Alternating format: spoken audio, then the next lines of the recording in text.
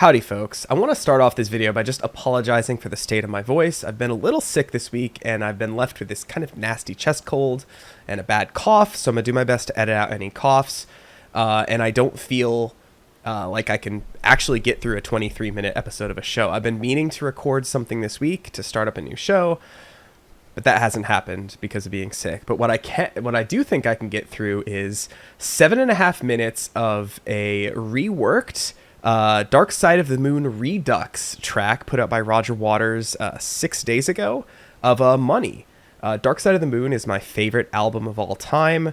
Pink Floyd throughout much of high school was my favorite band of all time. I'm rocking the Roger Waters live shirt here. I saw him twice, once on the Dark Side of the Moon tour, once on the Wall tour.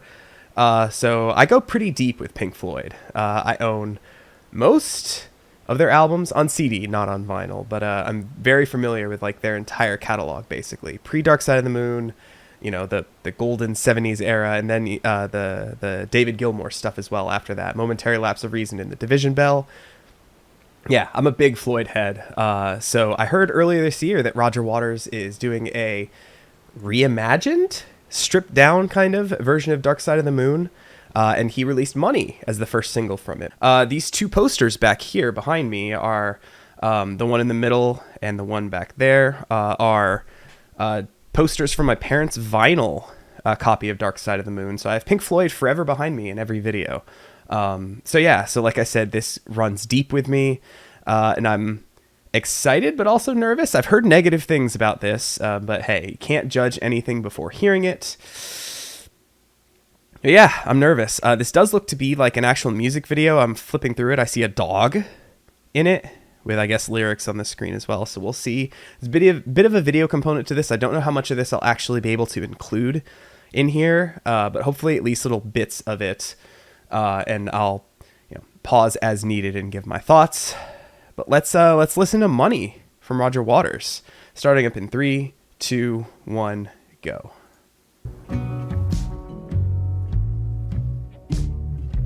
Okay. So far, it's not terrible.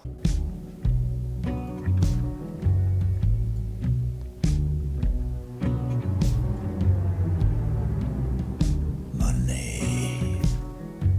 That was different. So that was one thing I was wondering about it, whether or not Roger would be. With more pay and you okay. It's like a, what's his name? Tom Waits. Really gravelly. Sounds like me singing it with this cold. Grab that cash with both hands. It's at least still in the same right time signature. No coke, caviar, Forster, daily. I can't get past this vocal delivery though. A football team. It's less singing and less just kind of speaking at you, which kind of works for the sleazy messages that the song is supposed to be about. Get back. The song's about how awesome money is, but it's all tongue-in-cheek, right? All right, Jack. Keep your hands off of my stack. Money. That was sudden. Well, it's a hit. So far, I don't hate this. Don't give me that do-goody-good bullshit. Hey, at least it's not as bad as the worst thing I was thinking that it could be, is if he just replaced money with Bitcoin and was going, Bitcoin! It's the money of the future. So the vocal delivery I at least understand, because he's what, he's in his 80s now? He's very old. Let's hear what the instrumentals sound like though. Because that was one of the things about this project, is he said he wanted it to be To hell. okay. Capitalism is kind of hell, isn't it? I'm sorry. I'll read that again. Welcome to Rooftops. I don't know how I feel about that.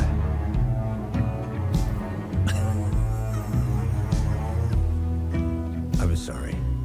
I'll read that again. Welcome to the Starlight Room. Sounds like a Beatles string section thrown in there. Like from Strawberry Fields? I'm sorry, I'll read that again. Okay, one more time. 4 times the charm, Roger. Welcome to the underworld. Oh, that's just like the first one. Welcome to hell that you said. For tonight's main event. Okay, what's the main event, Roger? The heavyweight. Is the dog the heavyweight? Swaddled in the cloying folds of fat, the heavyweight squats, freak fearful on his stool. And through toad lids, he squints his vision of the Okay. The grey parade of waiters, trays, It just keeps going. his retinue, of course. Seconds, thirds, and fourths cling tick-like to his skin. Okay, I'm gonna pause here at cling tick-like to his skin. This part sucks. The verse was fine. I kind of like the verse, actually. A really stripped down, like, you know, it sounded like a seedy lounge. Like, it sounded like more like what money should be. Like basically an old white guy talking about capitalism and how cool his money is. Kind of like that. I can't do that too much. Yeah, one of the things Roger had said that he was planning on doing with this was, you know, kind of stripping out guitar solos and a lot of the instrumental stuff that goes on in the album. I don't know what he's going to do about literally just about 3 tracks that are pretty much instrumentals. I consider Great Gig in the Sky an instrumental because it's not words, it's not lyrics that are sung, it's using vocals as an instrument, like a true instrument. Yes, singing is instrumental in itself, but there's a difference between sounds and lyrics and words, right? So there's like, I think 3 whole tracks on the album. Well, 4 if you count Speak to Me, which is just kind of an intro to the album kind of thing. But on my CD version, that was coupled with Breathe, which is not an instrumental. So I don't know how that's going to work with the tracks that are strictly instrumental based. I don't know if he's going to do horrible narration throughout like that. But yeah, this part I'm not feeling. Instrumentally, like in the background, I can still hear like the walking bass line that you would have during the guitar solo bit, but like, God, there is no replacing a David Gilmour solo.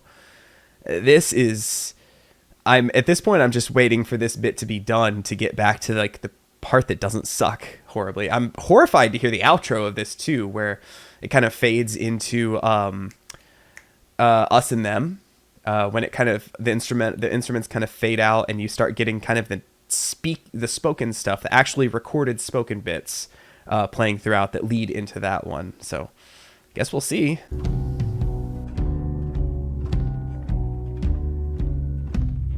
The bell sounds. In the corner of the ring, a fresh contender for his crown. Okay, so a rookie's coming for the heavyweight. To shake. Is it the dog this time? Before the bout, the champion blinks, his sticky tongue swallowing greed. I hope this isn't supposed to be dogs fighting. Snakes out. This isn't a remake of Animals. This is a remake of Dark Side of the Moon. Dogs fighting would be, you know, for that other album. It's lights out for the kid, his grace and wit, in that split second, plucked, sucked, dissolved, Back down to the... reduced petty bulk. I think we're down to A at that point. No, it's Digested shit. back down to B. Champ, well satisfied, adjusts his sumo backside on the stool, draws round his cloak, breaks wind out. See, now this, the music sounds good. The crowd howls its approval. With the horns actually doing things.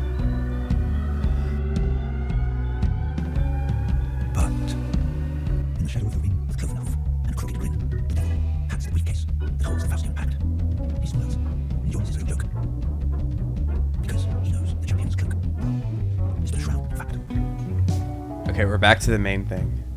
But that narration did nothing for me. Like, give me the Dick Perry saxophone solo. Give me the David Gilmour guitar solo. I don't need the spoken word. If that's what every instrumental section is going to be like, I will say, I was expecting this to be a lot worse than it actually is. I don't like it, but I was expecting to be offended. And it might be a hot take that I'm not offended. You can do different things with the music and make it work. Is the root of all evil today? See, I can do it, like I said. But if you ask for a rise, I can't go that low though, maybe. Okay, so here we're here at the outro. How much time is left in this? There's still about 45 seconds left.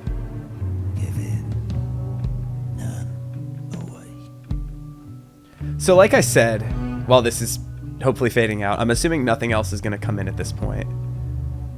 It sounds like the instruments are going to slowly die one by one. Oh, we do get some spoken word.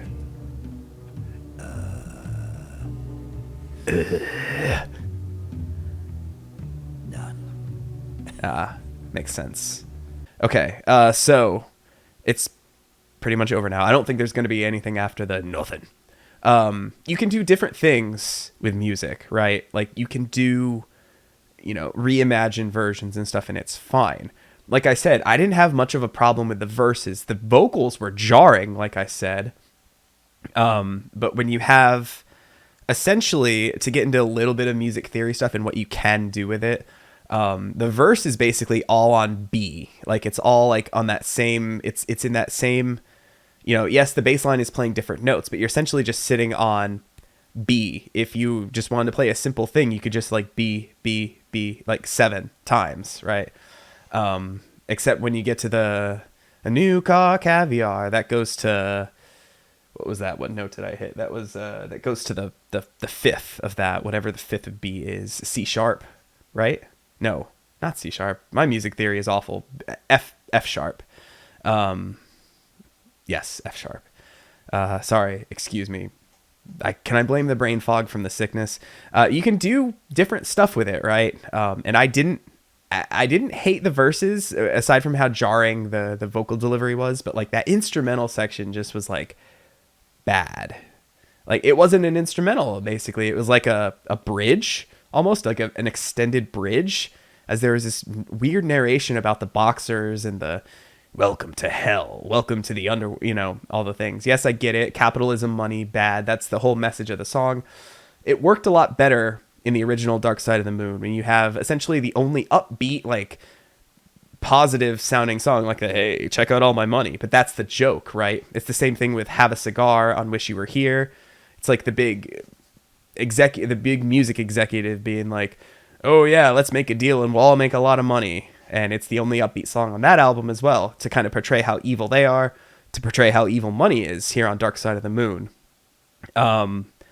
It works a lot better like that, in almost the tongue-in-cheek, jokey kind of way, than this. Yes, I get the seedy lounge kind of feel from it, especially just the voice sounds like a disgusting old man capitalist, like I said.